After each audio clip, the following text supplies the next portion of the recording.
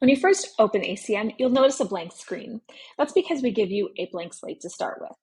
We have created a library of templates for you to import, but you get to choose which ones you want to, as we recognize you might not need or want every template.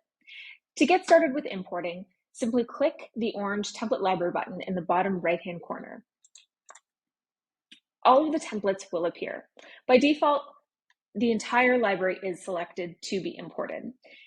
To deselect any templates you don't want, simply click the button to the left. You can now see it is deselected. If you don't want an entire category, simply click the category. If you want to know what is in a template, which will help inform your decision, simply click the eye to the right and you'll get a preview of what is in the template. So now that you have selected the templates that you want to import, so we're just going to start off with a few.